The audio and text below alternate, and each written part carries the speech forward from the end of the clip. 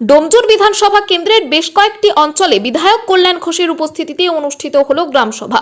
ডোমজুর বিধানসভার প্রতিটা পঞ্চায়েতে সারা বছরের হিসাব নিকাশ প্রকাশ করলেন এবং ভবিষ্যতে আর কি উন্নয়ন হবে এলাকায় তার রূপরেখাও তুলে ধরলেন বিধায়ক কল্যাণ ঘোষ। এদিন ডোমজুরে বেশ কয়েকটি এলাকায় ঘোরার পর ১ নম্বর অঞ্চলে গ্রামসভা অনুষ্ঠানের শেষে বিধায়ক কল্যাণ ঘোষ বলেন, আমরা প্রমাণ করতে পেরেছি মমতা ব্যানার্জি স্বচ্ছতার সঙ্গে গ্রাম পঞ্চায়েত চালাচ্ছেন, তার জন্য একদম প্রকাশ্যে সারা বছরের হিসাব নিকাশ তুলে ধরতে পারছি। ৫৮ লক্ষ নাম বাদ গেছে ২ কোটি সন্দেহের তালিকায়। কি মনে হচ্ছে বিধানসভায় এসআইআর ফ্যাক্টর হয়ে উঠবে?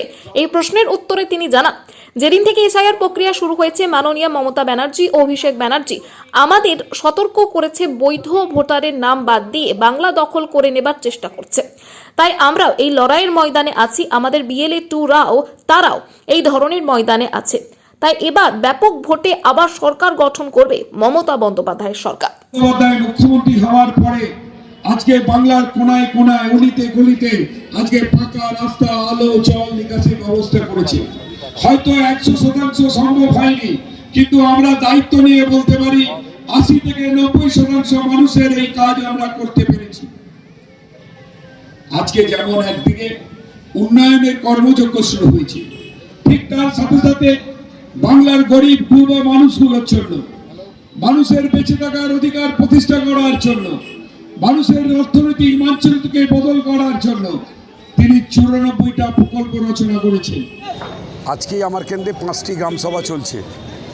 আমাদের গ্রামসভায় আমরা প্রমাণ করতে পেরেছি মমতা বন্দ্যোপাধ্যায় স্বচ্ছতার সঙ্গে সততার সঙ্গে যে গ্রাম পঞ্চায়েত চলছে তার জন্যই একদম প্রকাশ্যে মানুষের দরবারে আমরা আমাদের সারা বছরের হিসাব নিকাশ আমরা এখানে প্রদান করলাম এবং আগামী দিন এই এলাকায় আমরা কি কি উন্নয়ন করব তারও আমরা রূপরেখা মানুষের কাছে তুলে ধরলাম।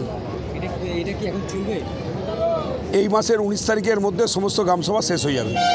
দেখুন, একটা কথা খুব পরিষ্কারভাবে বলছি, আমরা যেদিন থেকে এসআইআর চালু করেছে আমাদের নেত্রী বাংলার মুখ্যমন্ত্রী মমতা বন্দ্যোপাধ্যায়, আমাদের সেনাপতি অভিষেক বন্দ্যোপাধ্যায় আমাদেরকে সতর্ক করেছিল যে বাংলায় এসআইআরের মাধ্যমে ভোটার লিস্টে বৈধ ভোটারদের নাম কেটে দিয়ে বাংলা দখল করতে চায়।